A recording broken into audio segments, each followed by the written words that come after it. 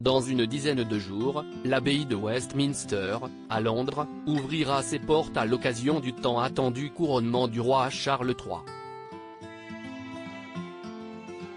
Durant cette cérémonie prévue le 6 mai prochain, le monarque de 74 ans sera entouré de tout le gratin de la monarchie britannique, mais aussi de nombreuses personnalités politiques comme Emmanuel et Brigitte Macron.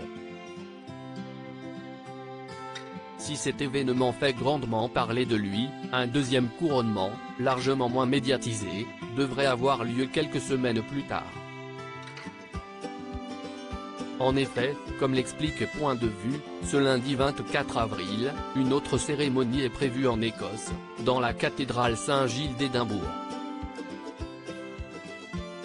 Le souverain y recevra les honneurs, la couronne, le sceptre et l'épée, qui sont les symboles du royaume des Highlands, comme sa mère, la reine Elisabeth II, les a reçus avant lui, le 24 juin 1953, quelques semaines après son couronnement à l'abbaye de Westminster.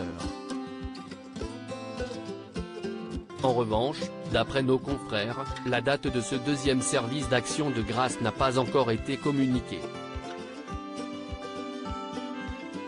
Il ne devrait donc probablement pas se tenir au mois de mai.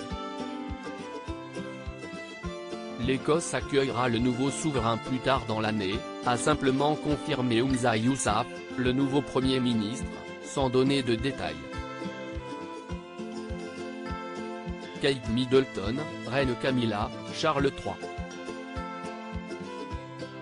La famille royale de sortie pour Pâques. Une cérémonie moins grandiose mais importante toujours selon Point de Vue, ce deuxième couronnement sera moins grandiose que le premier, même s'il reste très important aux yeux des Écossais et ceux du clan Windsor.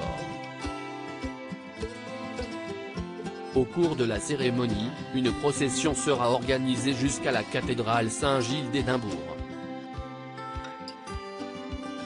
Le cortège suivra les honneurs du pays, la couronne, le sceptre et l'épée, exposés au château d'Édimbourg le reste de l'année, qui seront précieusement transportés jusqu'à l'édifice saint.